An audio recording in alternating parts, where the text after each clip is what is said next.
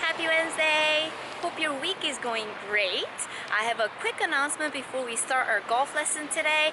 I'll be airing on the Golf Channel's morning drive this Saturday. Yay! 2018 June 30th Eastern Time, 6 a.m. to 7:30 a.m.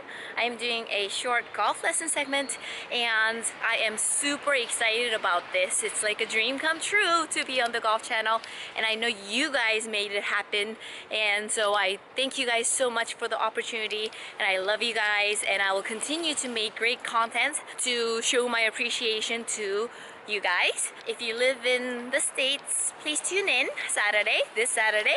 If you guys live overseas, I believe you can go on golfchannel.com and watch it live. So tell all your friends, please. I am super excited for this opportunity. Thank you guys so much. I love you guys. Hope you guys have a great rest of the week and driver lesson coming up right now. Hi guys, it's Amy. So there's many different reasons why you would hook it off the tee, but today we're going to concentrate on the club face orientation that makes you hook it.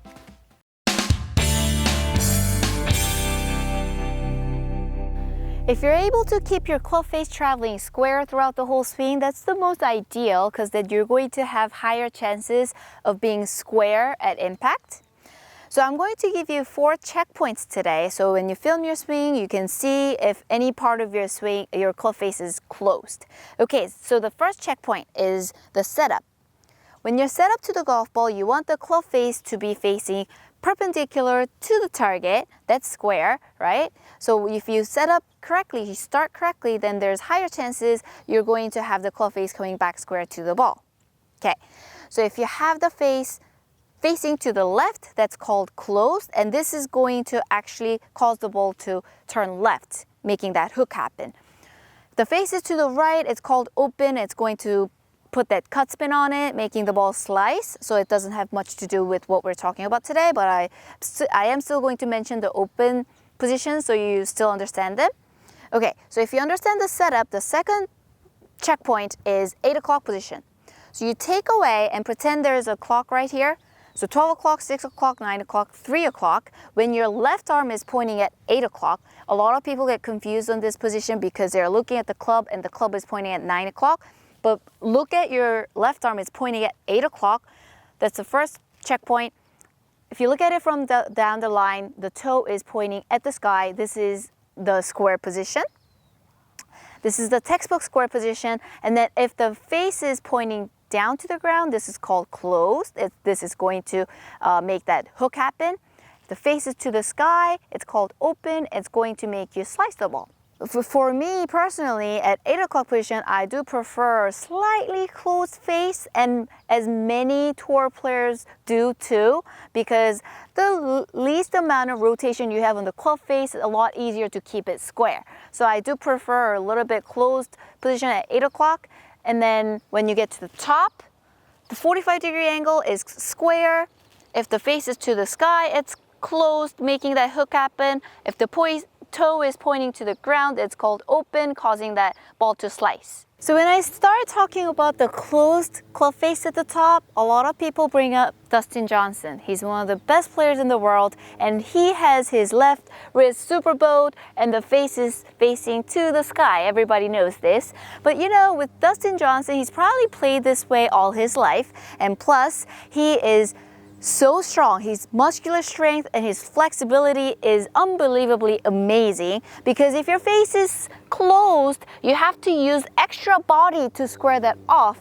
So his thighs, his glutes, and his obliques are able to bring that down extra amount than anyone else. Plus he's so flexible, you know, he's not hurting himself, and his forearm and his wrist, your strength is really strong. He's able to maintain that bowed wrist through impact, which is amazing to me.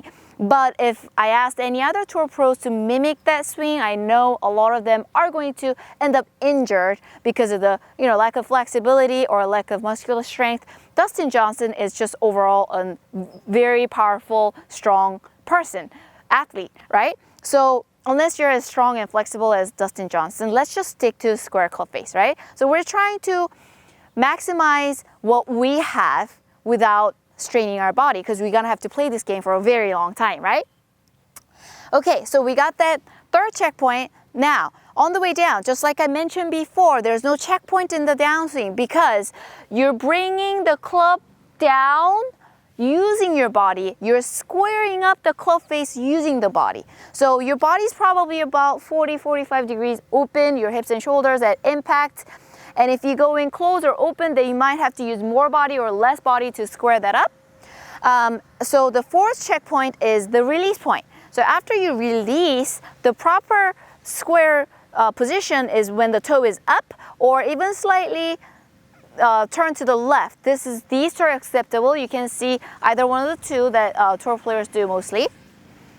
But from here, if the face is to the sky, it's open, it's gonna go to the right slice. If you flip, the face is going to be pointing at the ground and you're going to most likely hook it. So a lot of people that flip, usually were taught this way to release the club. This is more like the 80s, the old school style.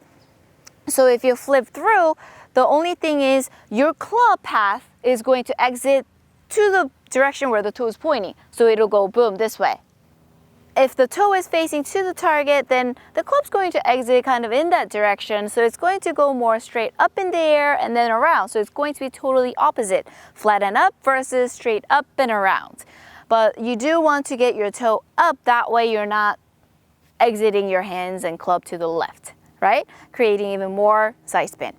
Okay, so today we're not gonna go into the flipping part as much. We're going to concentrate in the backswing. So if you film your swing and you check the 4 checkpoints I showed you, and if you are someone who goes in with super closed club face in the backswing, I'm just going to give you the simplest drill you can do to fix that club face orientation in the backswing.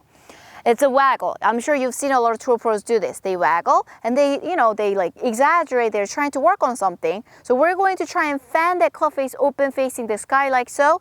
So we're gonna do that like two times and hoping this movement is going to neutralize that closed club face you have, okay? All right, so let me show you. I'm going to waggle, fan open. You can't exaggerate enough. Waggle, feeling the same thing.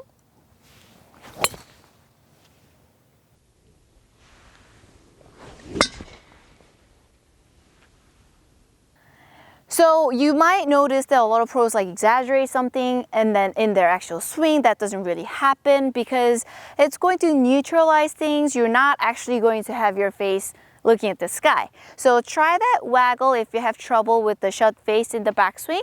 And then for the flipping through, look for those lessons later in the series to fix the flip.